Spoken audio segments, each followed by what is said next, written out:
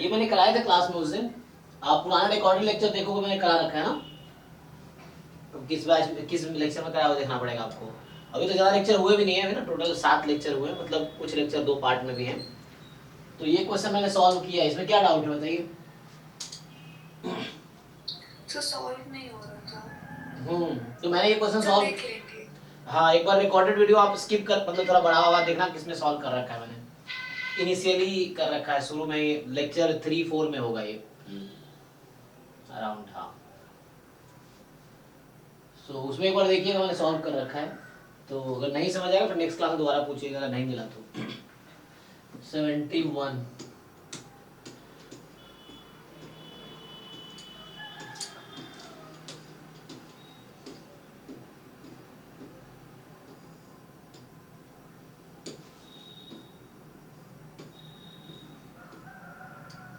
अच्छा ये क्या बोल रहा है आपसे कि यहाँ पे XY R IID normal 01 variates, ठीक है। तो then the moment generating function of 2x square minus 3y square.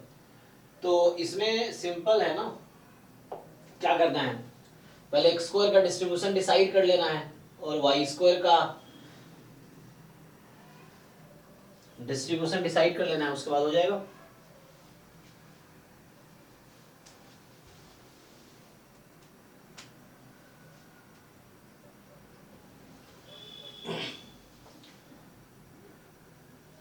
Okay देखो, तो इसमें जो है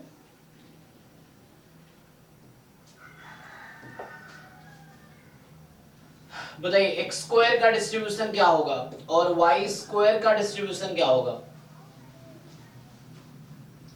काई स्क्वायर। हाँ chi square with what degree of freedom. Normal 01 का स्क्वायर क्या फॉलो करता है, chi square with how many degree of freedom. 1 degree. हाँ 1, तो बस तो काई स्क्वायर 1 और ये काई स्क्वायर 1 दोनों आइडेंटिकली डिस्ट्रीब्यूटेड है, यहाँ तो इंडिपेंडेंट भी है तो ये भी इंडिपेंडेंट होगा। If x and y are independent, x square and y square are also independent. तो ये दोनों IID हो गया, इसका मतलब x square and y square it is IID chi square 1, ठीक। तो ये काई स्क्वायर 1 है। अब क्या करना है आपको, अब आपको ये देखना है, तो मान लो इसको रीनेम कर दूं मैं, एक्स स्क्वायर का नाम लेट से u रख देता हूं और वाई स्क्वायर का नाम v रख दिया, हो जाएगा है ना। तो इसका लिखना है mgf, फिर आ जाएगा। सो mgf ऑफ मान लो जैसे है 2u माइनस 3vt, तो बस इसको एक्सपैंड कीजिए। मुझे uv का mgf ऑलरेडी पता है, तो काई स्क्वायर 1 का mgf है, उसको यूज कर लेंगे। ठीक है, तो काई स्क्वायर 1 के mgf से आ जाएगा। और ये पेपर में जी 8 जून का 79 और 94 भी बता दो। ठीक है, तो ये कौन सा पेपर है, हाँ सो ये 8 जून का ही है। कौन सा 79? Yes 79 and 94।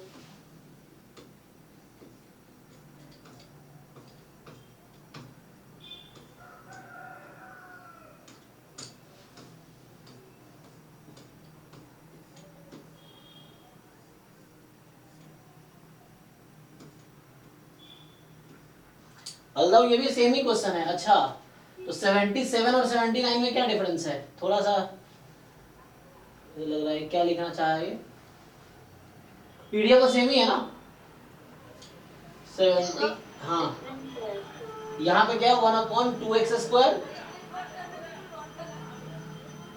क्या लिख रहा है आप लोगों को दिख रहा है, पीडीएफ क्या दे रखा है। सो ये दोनों पावर में है x की 2y या फिर y मुझे लगा पावर में तो नहीं होगा यहाँ पे, प्रिंटिंग लग रही है। हाँ यहाँ पे थोड़ी ये सेम पीडीएफ है, पावर में नहीं, वो गलती से टाइपिंग मिस्टेक है, यही वाला पीडीएफ है 1/2x स्क्वायर वाई, जिस तरीके से ये होगा उस तरीके से। तो ये जो 77 है, 77 और 79 का सेम अप्रोच है। तो हमें क्या करना होगा, मैंने ग्राफ ऑलरेडी सॉल्व कर रखा है इनिशियल क्लासेस में, जो पहली दूसरी तीसरी क्लासेस हुई थी तो उसमें। तो इसका ग्राफ बनाने हैं, फिर ये सपोर्ट है आपका और ये इवेंट है, फिर इसमें इसका ग्राफ बनाना है, फिर इस रीजन पे इंटीग्रेट करना होगा जॉइंट पीडीएफ को, तो हो जाएगा। तो ये सेम यही पीडीएफ है, y ऊपर नहीं y यहाँ पे होगा, फिर आप कर पाएंगे आई थिंक। 77 79 सेम अप्रोच पे हो जाएगा, तरीका सेम ही है, ग्राफ बनाना पड़ेगा, ग्राफ बना के फिर इंटीग्रेट करना। तो ये में स्प्रिंट है, यहाँ y आएगा यहाँ पे, और सेम तरीके से होगा, वरना ये पीडीएफ ही नहीं होगा। y 2 के साथ होगा, x की पावर 2y होगा, तो इस रीजन पे इंटीग्रेट करेंगे 1 नहीं आएगा, तो ये पीडीएफ ही नहीं बनाएगा। ये नेक्स्ट क्या था, तो ये कर पाएंगे, वैसे ही ठीक कर लीजिएगा, नहीं तो बताइए फिर। नेक्स्ट नेक्स्ट कौन सा था? सर 94। अच्छा 94, हाँ तो 94 देखते हैं क्या है।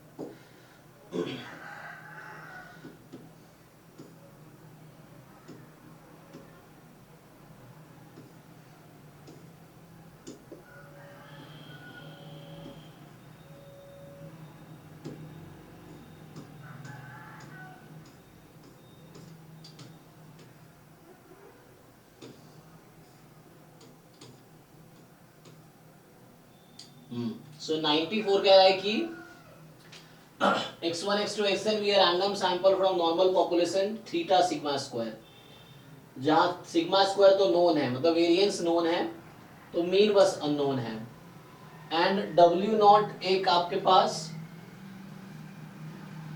क्रिटिकल रीजन बोल सकते हैं, यहाँ पे कहना क्या चाह रहा है, हाँ क्रिटिकल रीजन है कि x bar less than theta naught minus sigma v root n z alpha, okay, is the critical region for testing h naught जो कि थीटा जो थीटा नॉट वर्सेस थीटा जो theta 1, then power of the test is, so power of test निकालने हैं, तो power का formula क्या होता है हमारे पास,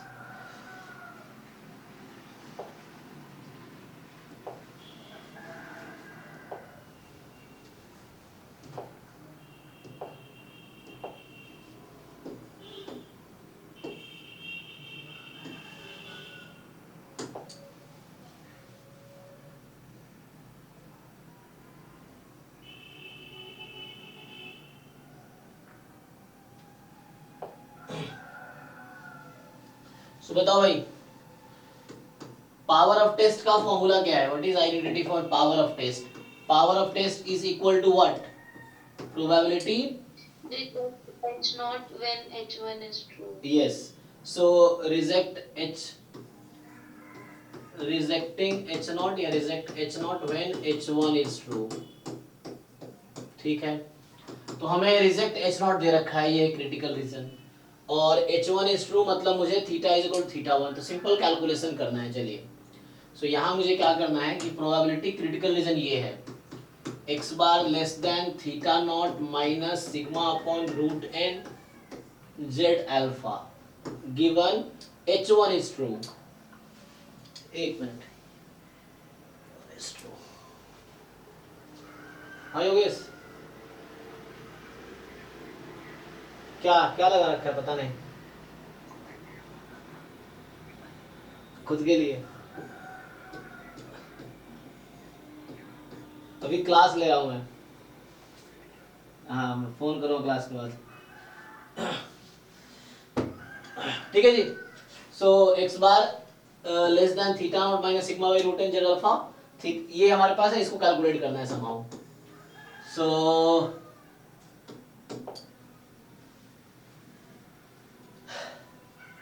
अब क्या करना है, जस्ट इसको सिंप्लीफाई करते हैं, देखिए तो ये थीटा क्या था, एक्चुअली मीन था ना, तो मतलब ये है अभी जो हमारे पास ईच एक्स आई हमारे पास है normal theta comma sigma square, so under h1 when h1 is true, तो ये आपका क्या हो जाएगा, इस केस में xi का डिस्ट्रीब्यूशन थीटा 1 हो जाएगा, थीटा की जगह थीटा 1 यूज करना है। अब इस केस में x बार का डिस्ट्रीब्यूशन क्या होगा, तो जैसे अगर आप देखेंगे इस वाले केस में, ये मैं अंडर h1 बात कर रहा हूं, ठीक है, अंडर h1, तो व्हेन h1 इज ट्रू मतलब थीटा को थीटा 1 लेना है मीन को, तो x बार का डिस्ट्रीब्यूशन क्या आएगा जी, if each xi has this distribution then x bar has theta 1 common होता है। सो ये normal theta 1 comma sigma square by n. अब क्या करना है हमें, तो अब सिंपली हमें यहां से इसको यूज करते हैं। देखिए मैं आगे कैलकुलेट करता हूं। So probability x bar minus, अब x बार का डिस्ट्रीब्यूशन ये है तो इसका मीन सब्ट्रैक्ट करेंगे z बनाने के लिए। So minus theta 1, so minus theta 1 और अपॉन में आप क्या करते हैं, जो उसका स्टैंडर्ड डेविएशन है उससे आप डिवाइड करेंगे, तो सिग्मा अपॉन रूट एन से। ये मैं इसको स्टैंडर्डाइज कर रहा हूँ, स्टैंडर्ड नॉर्मल में कन्वर्ट कर रहा हूँ। So less than theta naught minus sigma by root n z alpha, ये तो था ही पहले से, हमने इसमें घटाना है थीटा 1 और डिवाइड किया सिग्मा अपॉन रूट एन से। ठीक, दोनों तरफ सेम काम किया। सो इसी को मैं लिख रहा हूं, जब ये तो यूज कर लिया हमने, इसको हटा सकते हैं। So theta is equal to theta 1। ठीक है, अब इसको सिंप्लीफाई करते हैं। सो क्या आएगा सिंप्लीफाई करेंगे तो प्रोबेबिलिटी, अब ये तो जेड हो गया ना, this is z less than, अब इसको ठीक से लिख लीजिए, theta naught minus theta 1 upon sigma by root n और माइनस जेड अल्फा। ठीक है,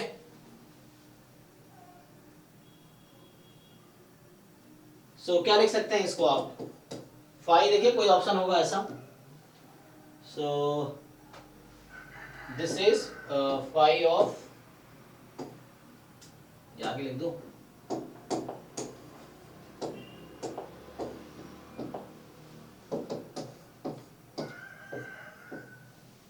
सो यहां से आ जाएगा फाइव और ये लिख लीजिए दिस क्वांटिटी।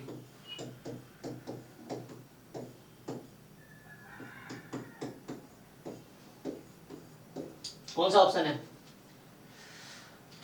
ए या ए ना? ए ही तो है, चेक कीजिए।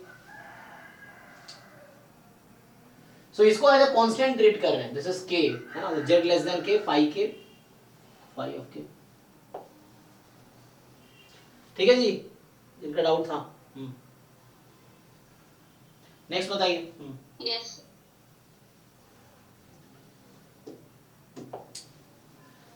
सो अभी ये 8 जून वाला पेपर ओपन किया हुआ है मैंने, ठीक है ना, ये 8 जून वाला है। इसमें अगर हो गया हो तो हम लोग 11 जून का पेपर ओपन करते हैं। तो इसको 52 पे बता दो। 52, ओके।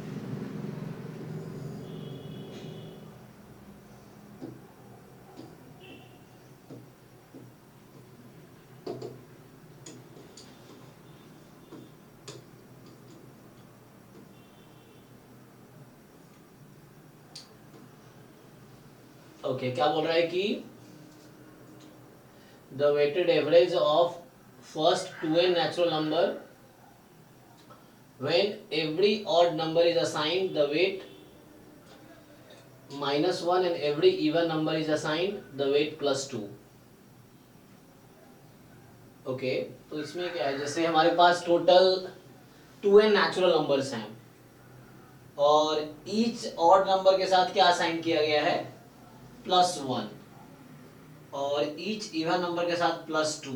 तो बोल रहा है कि बताइए, so what will be the average.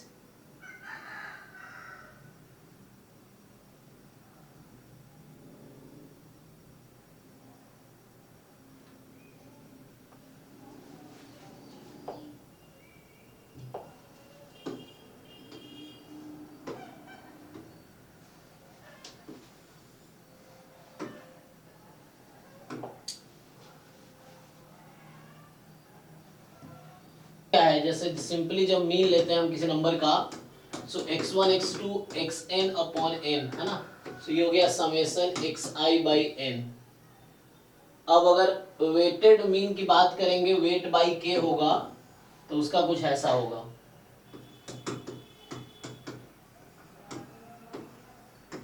So I think ये हो जाएगा k time xi upon n। सो ये वेटेड मीन जिसका वेट के असाइंड है ईच नंबर पे। इस तरीके से ग्रुप में क्या भेजा आपने, तो सारा वेटेड सम हो जाता है नीचे सारे नंबर का।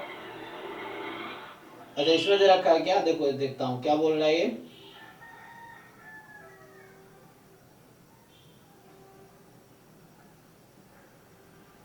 मतलब हमने इक्वल नंबर असाइन किया ना, मैंने अलग अलग होगा तो अलग अलग हो जाएगा, मतलब ईच एक साइड पे किया ही असाइन कर दो, तो यही चीज है ना। और डिनोमिनेटर में क्या होता है, अच्छा यहाँ वेट का सम कर रहा है, तो वेटेड अरिथमेटिक मीन है।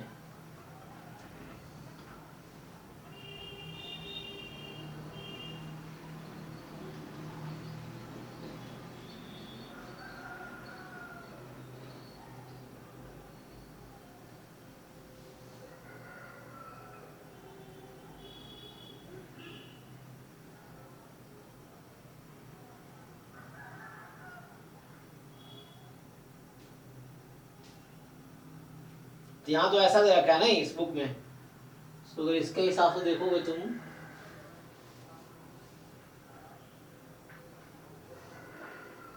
तो ये बुक क्या कर रहा है, ये डब्ल्यू आई ऐसा लिख रहा है, समेसन डब्ल्यू आई, इसके हिसाब से समेसन के आई, मतलब मैंने के लिया है वेट।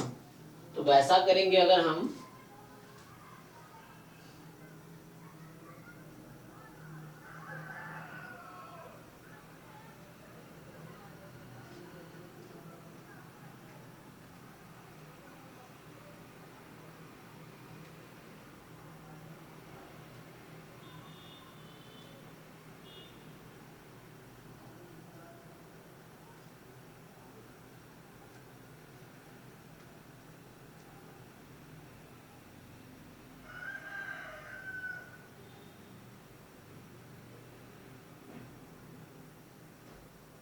तो उसके हिसाब से इस क्वेश्चन का क्या आंसर होगा तुम बताओ।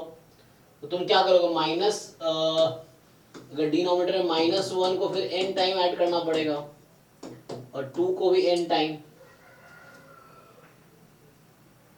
वैसा अगर है तो। और ऊपर क्या होगा, समेसन में -1 टाइम जो भी ऑड नंबर था, तो वो तो वही रहेगा। ओके ओके, तो यहाँ से मतलब ऐसा हो रहा है, ठीक है तुम सही कह रहे हो ना, मैं फॉर्मूला भी इस कर रहा था, सही बात। तो यहाँ से क्या आ जाएगा, -1 टाइम n स्क्वायर एंड कितना था 2 time n into n plus 1, और तो इवन का सम किया था तो 4 हो गया था, तो ये कट जाएगा। तो यहाँ से क्या आ जाएगा आपके पास, ठीक है वो करेक्ट है, तो फॉर्मूला मैं गलत यूज कर रहा था, ठीक है। सो इसके हिसाब जो फॉर्मूला ग्रुप में भेजा है ना विकास ने, आई थिंक वो ठीक है, तो मैं फॉर्मूला ठीक से लगा नहीं रहा था। सो ये फॉर्मूला है आपका अर्थमेटिक जो एवरेज है, मीन जो है, तो इस फॉर्मूले के हिसाब से कर लेते हैं सॉल्व, देखिए। सो यहाँ पे जो है,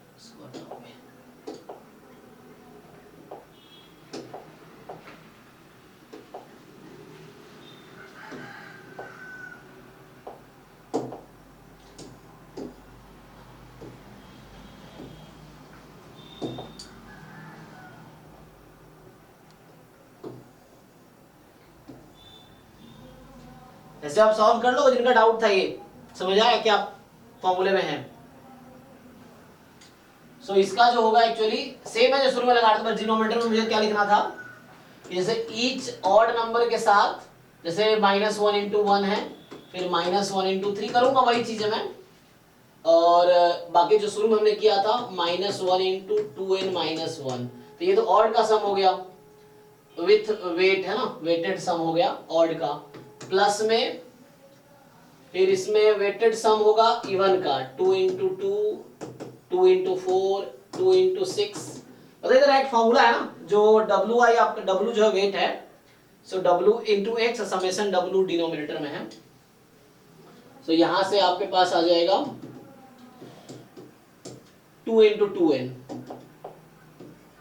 2 इंटू 2n, और डिनोमिनेटर में क्या होगा, वेट का सम। तो जैसे ये W1 मान लो ऐसा है, ये x1 है, w2 x2 and so on, इस तरह से।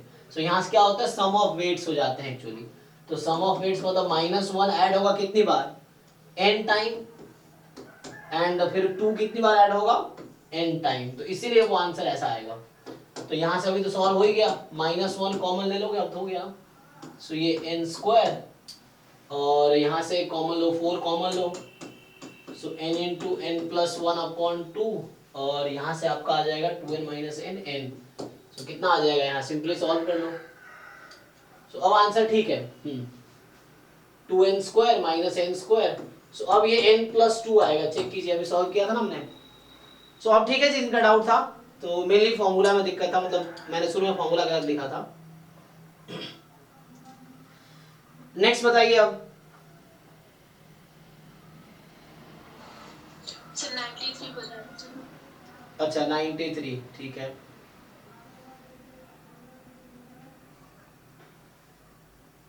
सर 54 भी। Okay,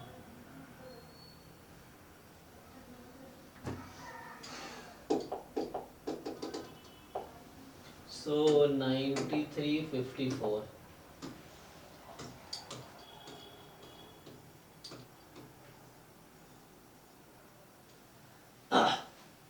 So 4 letters asked to be placed randomly in 4 corresponding addresses in envelope. Then the probability that all of them are not placed in right address envelope. No one is the right, na? All of them are not placed in the right. मतलब no one is the right. So ये matching problem है, हमने एक बताया था ना। तो आप देखिए मैचिंग प्रॉब्लम का फॉर्मूला क्या होता है, उसको यूज कीजिए। This is called matching problem, है ना। n की वैल्यू 2, यहाँ पे 4 ऑब्जेक्ट है, उसको 4 के साथ मैच करना था, तो नंबर ऑफ मैचिंग का फॉर्मूला आता है, डायरेक्टली फॉर्मूला है। गूगल कीजिए मैचिंग प्रॉब्लम, या बुक में देख लीजिए, गुप्ता कपूर में भी है ये मैचिंग प्रॉब्लम, उससे हो जाएगा। सर उससे sir answer but matching problem से इसका आंसर 3/8 आ रहा है। अच्छा, ऑप्शंस में भी नहीं है। तो ये कहना क्या चाह रहा है, ये समझना पड़ेगा, पूछना क्या चाह रहा है ना। 4 लेटर है और 4 एड्रेस पे हमने भेजना है, ठीक है। Probability that all of them are not placed in right addressed envelope. इसका क्या मतलब है कि जीरो मैचिंग है ना। आप लोग क्या समझ रहे हैं, मतलब ये लग रहा है कि zero matching, all of them are not placed in right addressed envelopes.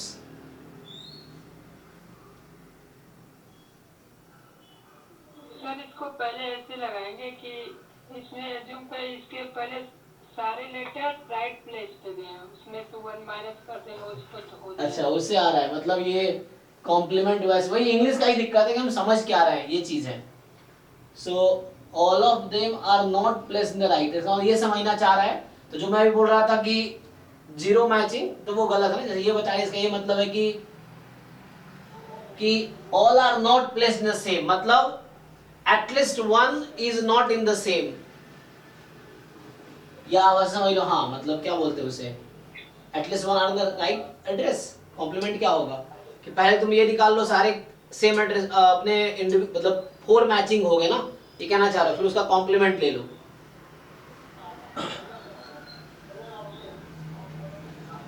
Okay, तो यहाँ मैं ये समझ रहे कहना क्या चाह रहा है। तो ये इंग्लिश का थोड़ा इशू है यहाँ पे, all of them are not placed in the right address, मतलब ऑल नॉट प्लेस्ड है अपने राइट, मतलब एटलीस्ट वन जो है राइट पे उसमें नहीं है, ये मतलब ना कि at least one letter is not placed in the right envelope, ये मतलब है फिर तो। ओके, सो जो ये बता रहे हैं उसके हिसाब से, तो इसका ये जो मीनिंग है, मतलब जो कहना चाह रहा है, सो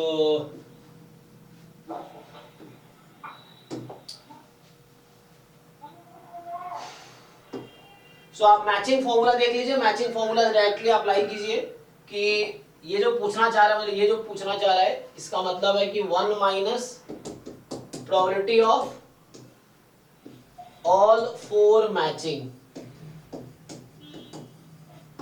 ये है कॉम्प्लीमेंट इसका।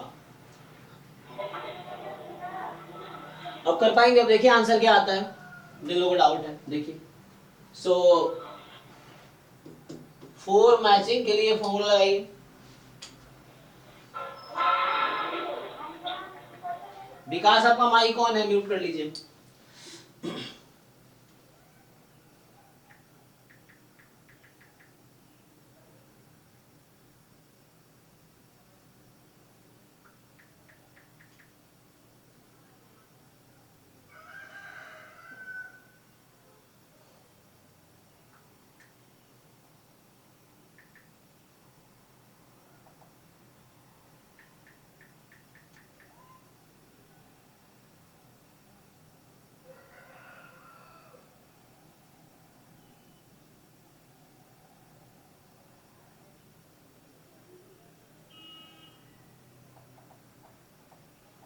आंसर आएगा, चेक करो भाई, जिनका डाउट था क्या आंसर आ रहा है अभी चेक करो, बताओ मुझे, नहीं तो फिर मैं सॉल्व करूंगा। आप सॉल्व करके बताओ मुझे।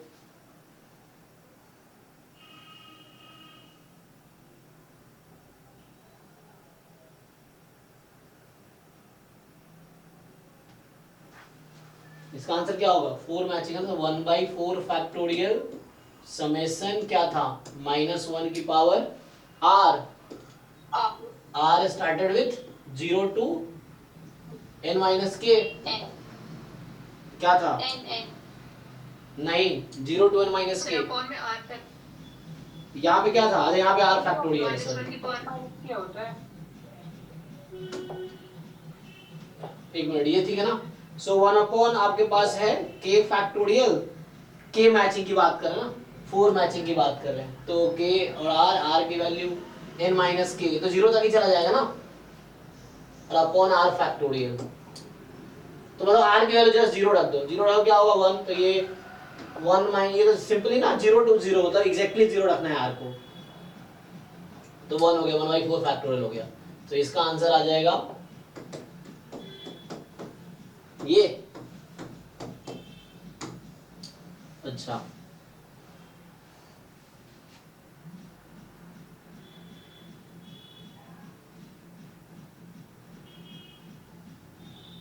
ओके है जी, चलो नेक्स्ट बताओ। हाँ, तो यहाँ ये थोड़ा सा इंग्लिश का इशू है ना, कई बार समझना पड़ेगा कहना क्या चाह रहा है ये, है ना। बोल रहा है कि ऑल ऑफ देम नॉट, मतलब सारे लेटर सही जगह नहीं पहुंचे, इसकी क्या प्रोबेबिलिटी है? तो मतलब कम से कम एक लेटर है जो गलत जगह पहुंचा है, ये मतलब ना। तो 1 माइनस, है ना, कॉम्प्लीमेंट बोल रहा है कि ऑल 4 मैचिंग का कॉम्प्लीमेंट पूछ रहा है कि सारे एक जगह पहुंच गए, उसका कॉम्प्लीमेंट पूछना चाह रहा है। जस्ट इंग्लिश का इशू है ना। वर्ड प्रॉब्लम कई बार ये भी होता है कि जो क्वेश्चन बनाया पूछना क्या चाह रहा है वो हमें समझना पड़ेगा, कम्युनिकेशन ये है। सर ये पूछना है कि सर हमें कैसे मालूम पड़ेगा इसमें मैचिंग फॉर्मूला लगेगा कि नहीं, मतलब कैसे पता चलेगा? जी जी, जब भी कोई जैसे मान लीजिए क्वेश्चन आता है, जैसे यहाँ पे था लेटर है इनवेलप है, तो 4 ऑब्जेक्ट को प्लेस करना है, तो मैच ही तो करना है।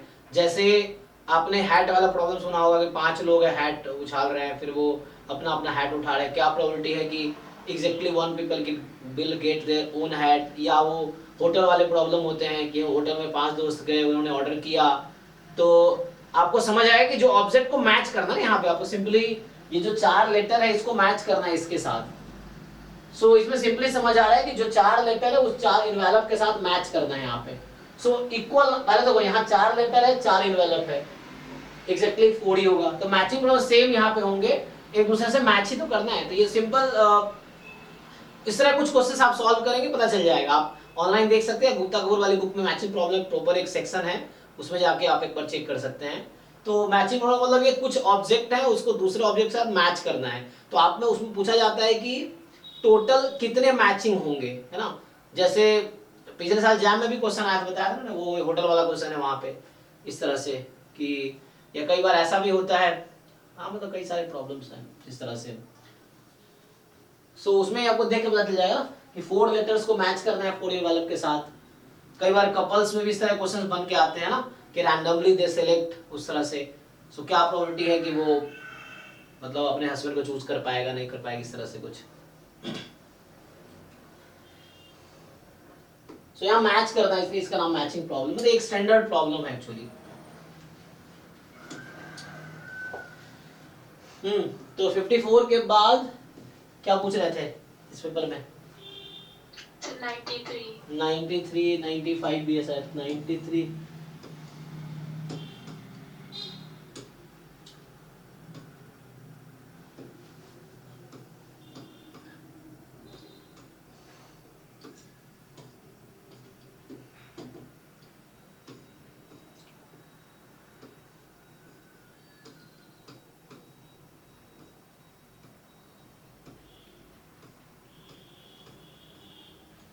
नाइन्टी थ्री मैंने कल सॉल्व किया, ये सेम था क्या दूसरा था, चेक करना पड़ेगा। थोड़ा दूसरा था ना, वहां पे टू साइडेड टेस्ट लगाया था।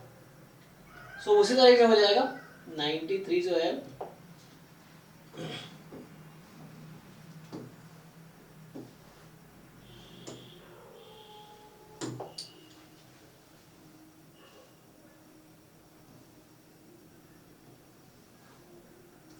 ये कहना जा रहा रैंडम सैंपल ऑफ साइज 16, तो n की वैल्यू 16 है from a normal population with standard deviation 4, तो सिग्मा स्क्वायर 16 है, मतलब सिग्मा 4 है। हैज मीन 27, देखिए सैंपल का मीन 27 है ना, इट्स नॉट म्यू इज 7। जो सैंपल है, रैंडम सैंपल है नॉर्मल पॉपुलेशन से, पॉपुलेशन का स्टैंडर्ड डेविएशन 4 है, and this mean is of this sample, तो मतलब बोलना चाह रहा है x बार की वैल्यू 27 है यहाँ पे, एंड x बार की जो ऑब्जर्व्ड वैल्यू होगी जिसको हम लोग स्मॉल में लिखते हैं, फॉर टेस्टिंग h0 जहां mu is equal to 30 versus h1 mu less than 30, the p value of the test is, so p value का सिंपल फॉर्मूला होता है, सो फर्स्ट आपको ये डिसाइड करना पड़ेगा कि ये वन साइडेड टेस्ट है ना, तो इसका क्रिटिकल रीजन क्या आएगा, where sigma square is known. So किसी को याद है, कोई बताइए क्रिटिकल रीजन क्या बनेगा इस टेस्टिंग प्रॉब्लम का।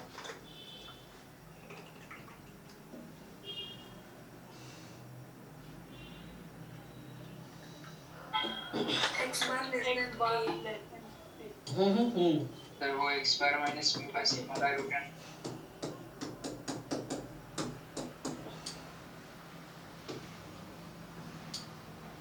यही तो सर जब लास्ट टाइम लास्ट क्लास में जो क्वेश्चन कर रहे थे, यहाँ पे नॉट इक्वल टू था, तो टू साइडेड टेस्ट है तो मोड आ जाता है, वन साइडेड है तो ये आ जाएगा। सो this is a critical reason of this problem, इस टाइप के कोई भी प्रॉब्लम होगा उसका ये होगा। अब p वैल्यू का फॉर्मूला क्या होता है, probability of rejecting h0, sorry not rejecting h0, probability of ये जो टेस्ट स्टैटिस्टिक्स मान लो इसको बोल देता हूँ, ये जो फंक्शन है, सो टेस्ट स्टैटिस्टिक की value less than it's observed value, तो यहाँ जो k के प्लेस पे यूज होगा इसी की ऑब्जर्व्ड वैल्यू यूज होगी। तो यहाँ मैं अगर लिखता हूँ x bar minus mu upon sigma upon root n less than equal to, in place of this constant we have to use observed value of this quantity, इसी क्वांटिटी की observed value use करनी है। तो x बार मुझे दे रखा है 27, when h0 is true, तो h0 पे क्या है, म्यू इज 30, ये फॉर्मूला लिख रहा हूँ p वैल्यू का, तो प्रोबेबिलिटी ऑफ जो टेस्ट स्टैटिस्टिक्स है less than equal to its observed value when h0 is true, so 27 minus, हाँ p वैल्यू में ग्रेटर देन इक्वल टू नहीं होता। नहीं, वो डिपेंड करता है क्रिटिकल रीजन पे, अगर क्रिटिकल रीजन ग्रेटर देन है तो वहां ग्रेटर देन आएगा p वैल्यू में, क्रिटिकल रीजन में मॉड है तो p वैल्यू वाले में मॉड आएगा, क्रिटिकल रीजन लेस देन है तो p वैल्यू में लेस देन होगा, ये है, वो क्रिटिकल रीजन के अकॉर्डिंग डिसाइड होता है।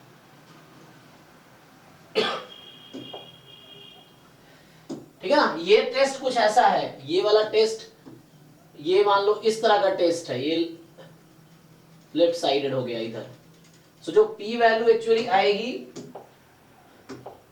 वो अगर मान लो ऑब्जर्व्ड वैल्यू यहाँ है, so this will be the p value. हम मोर देन तब लेते हैं जब क्रिटिकल रीजन राइट साइड में होगा, तो ये जो रेड पोर्शन मैंने अभी सेट किया ये p वैल्यू को रिप्रेजेंट करेगा, और ये जो ब्लैक पोर्शन टोटल था that was the size of the test, ये बोल सकते हैं आप।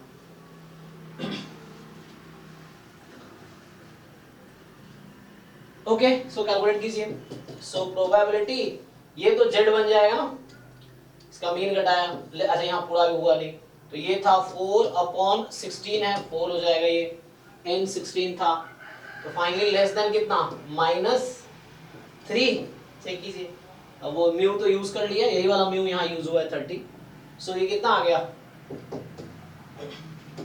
सो z लेस देन -3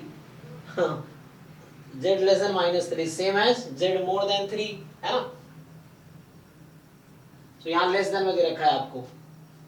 और ये मॉड क्यों लगा है यहाँ पे? मॉड आएगा क्या? यहाँ पे तो मॉड नहीं आएगा, वन साइडेड ना। तो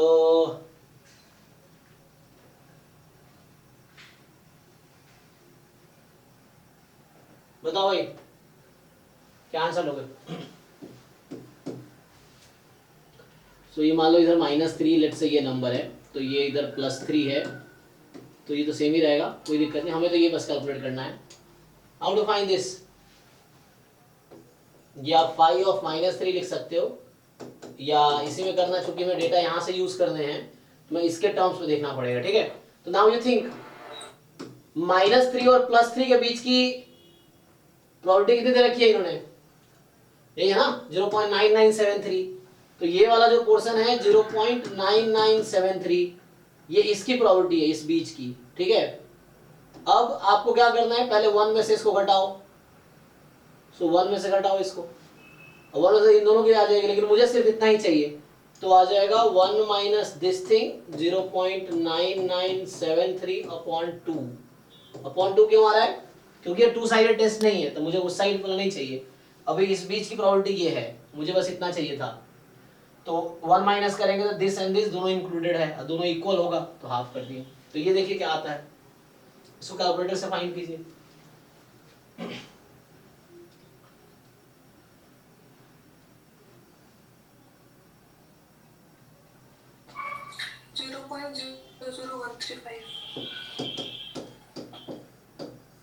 जी, तो देखिए कोई ऑप्शन है, ये डी वाला।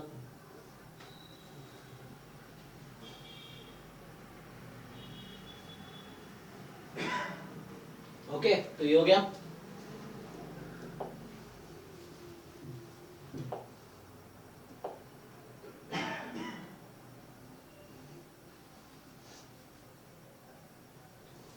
नेक्स्ट क्या था? 93 के बाद 95। कोई 95 भी चैट में लिखा ना। ओके 95। तो 95 तो हमने अभी 94 किया था। 95 लास्ट टाइम बताया था ना। हाँ जी जैकोब इन क्लास। सिंपल है ना कि भाई क्या करना है, प्रोबेबिलिटी ऑफ टाइप 2 एरर। तो टाइप 2 एरर क्या होता है, आपने सॉल्व नहीं किया मुझे लग रहा है। एक्चुअली जब भी कोई डाउट पूछते हो ना, तो एक बार जब मैं बता देता हूँ, यू सॉल्व योरसेल्फ, अपने डाउट में से उसको क्वेश्चन कैंसिल कर दो। अभी लास्ट टाइम मुझे बताया, लास्ट क्लास में ये क्वेश्चन कराया था मैंने, जहां तक मुझे याद है। सो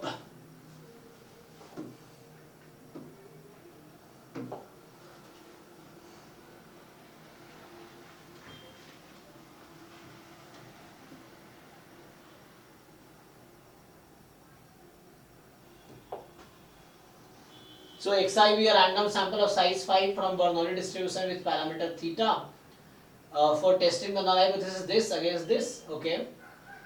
तो आपको दे रखा है ये, तो यहाँ पे क्या प्रॉब्लम है, जो xi's है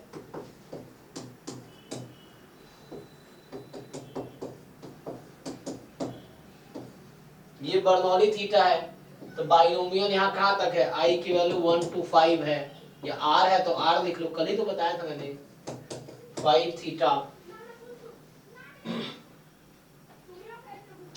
actually until you solve yourself, एक दो बार खुद से सॉल्व नहीं करोगे उस क्वेश्चन को, तो वो हमेशा डाउट रहेगा। अगर फर्स्ट टाइम डाउट था, अगर आपने सॉल्व खुद से नहीं किया एक दो बार बाद में, तो वो एक महीने बाद फिर से वही डाउट रहेगा, सेम रहेगा। ये चीज है। सो बाइनोमियल 5 थीटा, अब ये y है मेरा, अब बोल रहा है h naught rejected on y is more than equal to 4, what is probability of type 2 error? Type 2 error, तो इसका क्या मतलब है, टाइप 2 एरर क्या होता है, probability of rejecting h1 when h1 is true, या accepting h0 when h0 is false. Accept h0 is false. जी, तो यहाँ से accept h0 when h0 is false. So इसको हम लोग कैलकुलेट करेंगे, सो क्या मिलेगा, एक्सेप्ट h0 का मतलब है रिजेक्ट कर रहे हैं जब y more than equal to 4 है, तो या y स्ट्रिक्टली लेस देन 4 होगा। h0 इज फॉल्स मतलब h1 is true, h1 is true theta 1/4। अब जो लोग कल क्लास में थे उनको याद भी आ रहा होगा। सो बाइनोमियल 5, 1/4 हो गया ये। y अभी। अब बाइनोमियल 5,1/4 में ये प्रोबेबिलिटी निकालनी है। सो मतलब probability y is equal to 0, 1, 2, 3 इस पे कैलकुलेट करना है मुझे। So y is equal to 0 find करेंगे बाइनोमियल में। सो क्या आएगा q की पावर, तो 3/4 इसकी पावर आ जाएगी आपके पास 5 प्लस 4 टाइम 4c1, तो यहाँ पे 1/4 और 3/4 की पावर 3, 6 टाइम 1/4 का स्क्वायर 3/4 का स्क्वायर, और यहां से आएगा फिर क्या होगा 5 4c0 4c1 4c2 4c3 4, then 1/4 का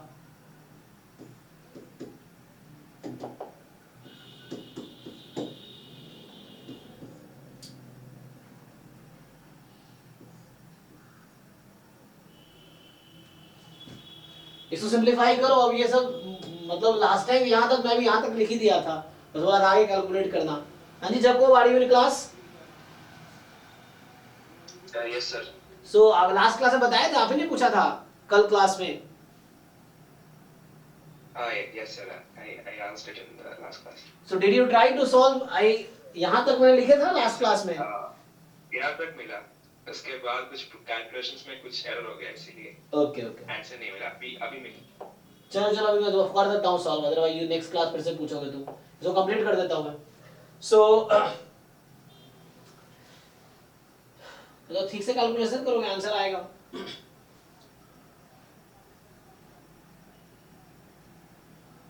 सर इससे अच्छा कॉम्प्लीमेंट ही ले लीजिए, सब इजी पड़ेगा। अच्छा हाँ वो इजी था ना कि 1 माइनस कर देते, नहीं मतलब इसको हम लिखते मतलब 1 माइनस पावर ऑफ टेस्ट है ना। सो ये लिख सकते हैं कि 1 माइनस पावर, तो इससे कैलकुलेशन आसान पड़ता power of test. So power निकाल लो, 1 माइनस पावर कर दो तो टाइप 2 एरर उससे भी आ जाएगा। तो यहाँ कैलकुलेशन लंबा क्योंकि हम इसमें निकाल रहे हैं, कॉम्प्लीमेंट ले तो 4 और 5 पे निकालना पड़ता है बस, ये तो है ना। सो वैसे है ये, तो ऐसे कर लो, यहाँ से करोगे तो आपको सिर्फ 2 पॉइंट पे निकालने पड़ेंगे 4 और 5 पे। तो 4 और 5 पे निकालोगे तो 5c4। अच्छा एक मिनट, यहाँ भी थोड़ा मिस्टेक किया मैंने, अभी मिस्टेक है ना इसमें, क्योंकि n को मैं 4 लेके सॉल्व कर रहा हूँ।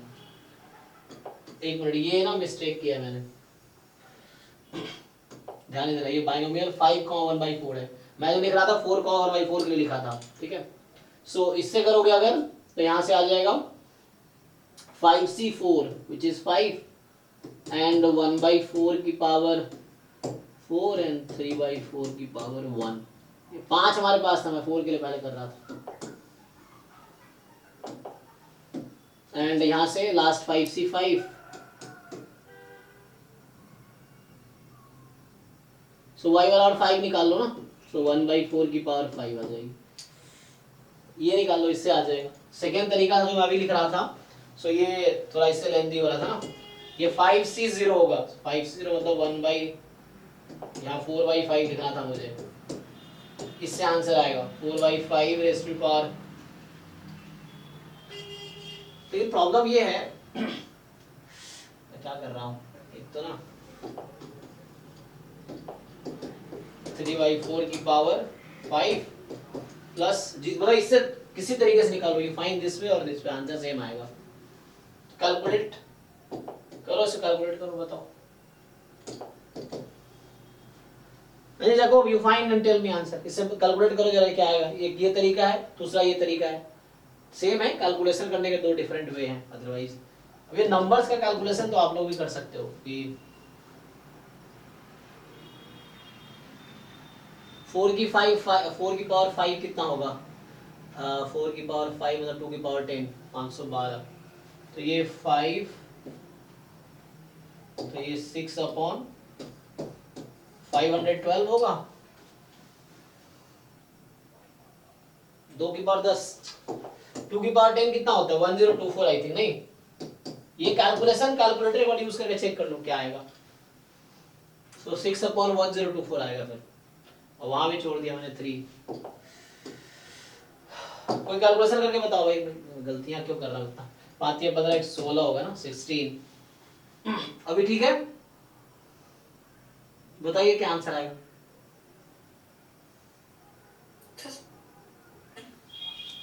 ठीक है ना, तो यहाँ से 1 - 16 से काट सकते हो आप। ये 2 की पावर 4 है और ये 2 की पावर 10 है, तो 1/2 की पावर 6 है ना। तो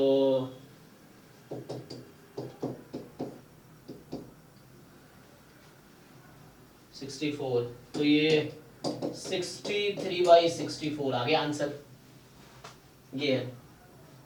सो 2 आएगा, चेक करो।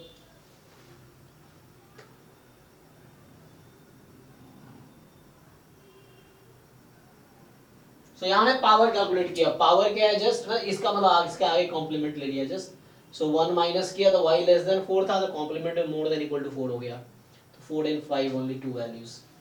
ये यहाँ से निकालोगे 0 1 2 3 4 बार ऐड करना, कैलकुलेशन लेंदी इस तरीके से है। इट्स ठीक है, ओके।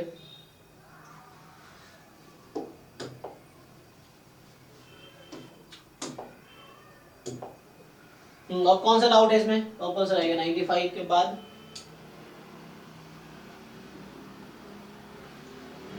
क्वेश्चन है कोई इस पेपर में? 2023 8 जून वाला पेपर है सर। 90 वाला हुआ नहीं था पहले। 90, अच्छा। हाँ। हाँ तो आपको ट्राई करना है, देन अगर आप सॉल्व नहीं कर पा रहे हो देन आई कैन ट्राई, ये है। अच्छा ओके, सो यहाँ पे क्वेश्चन में क्या क्या इंफॉर्मेशन है। तो ये जो रिजल्ट है, ये रिजल्ट मुझे देखना पड़ेगा, मुझे भी याद नहीं है। तो यहाँ पे T1 T2 और 2 अनबायस्ड एस्टिमेटर है गामा थीटा का विद कोएफिशिएंट। तो E1 E2 आपके हिसाब से ये है 1/2 1/3। ओके, तो E1 E2 आपके पास ये है and rho is this. So आपसे पूछ रहा है कि rho minus this square will always be less than. Okay, तो ये तो बाद में आएगा, पुट करते हैं चलिए। So if rho is the correlation coefficient and unbiased estimator with coefficient this and this, ठीक है, तो इसको अप्लाई करो 1/2 1/3। तो यहाँ से इस क्वेश्चन में ये फॉर्मूला आपको देखना पड़ेगा, वही मतलब मुझे भी देखना पड़ेगा। 1/2 E1 E2 1/3 है। सो इसको अब ऐसे पुट कीजिए, देखिए क्या रिलेशन आता है। सो यहाँ से आ जाएगा √अंडर 1/6 माइनस रूट अंडर 1 - 1/2 तो 1/2 ही है, 1 - 1/3 2/3 लेस देन इक्वल टू ये रो है आपके पास। सो 1/6 का रूट माइनस यहाँ आपके पास 1/3। अब पूछा आपसे ये है जो क्वेश्चन में,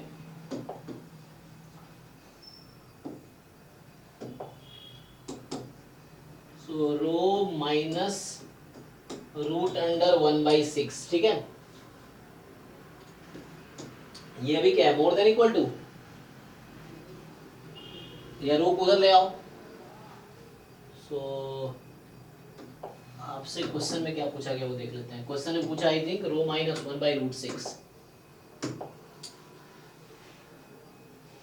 रो माइनस 1/√6 का whole square will always be less then.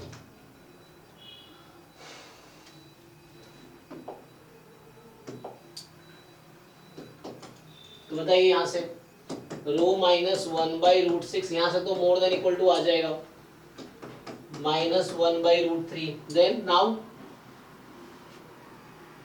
Negative है ना ये, तो स्क्वायर कर देंगे दोनों साइड। ठीक है, तो स्क्वायर कर देंगे हम लोग। तो यहाँ से रो माइनस 1/√6 स्क्वायर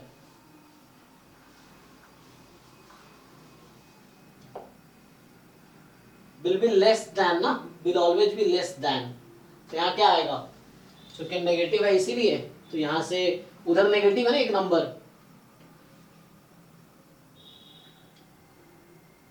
तो साइन चेंज होगा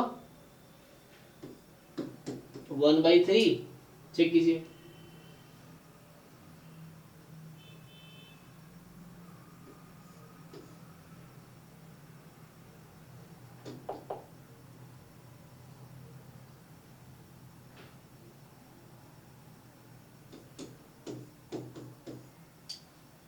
स्क्वायर करने में क्या होता है,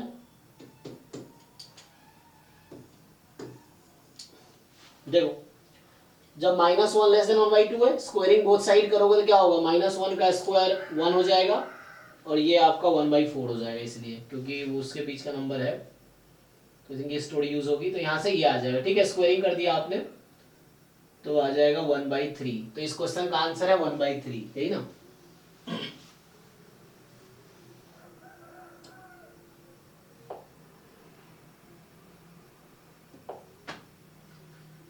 तो ये आंसर होगा, चेक कीजिए। ठीक है, देखो 90 रह गया था तो 90 का ये फॉर्मूला बेस्ड हो गया। ठीक है, फॉर्मूला से उससे आपको याद रखना पड़ेगा कि when rho is the Karl Pearson coefficient of correlation between T1 T2 and two unbiased estimator with coefficient this 1/2 1/3, तो क्या रिलेशन है कोएफिशिएंट्स एंड रो में, सो दिस इज द फॉर्मूला। तो यही देखना पड़ेगा, कई बार ना भूल जाते हैं, बहुत दिन मतलब यूज नहीं करते ना, सो चीजें भूल जाते हैं, तो वो आपको बुक में देखना पड़ेगा या ऑनलाइन समवेयर, फिर आपको याद रखना पड़ेगा। नेक्स्ट बताइए और जो रह गया था इस पेपर में ना, 8 जून वाला पेपर है ना, तो हो गया। चलिए आगे आते हैं फिर दूसरा 11 जून वाले पे। सर जो आज टेस्ट है उसमें कुछ डाउट थे। अच्छा, तो डाउट कर लें, चलिए डाउट बताइए, फिर ये पेपर खोलते हैं।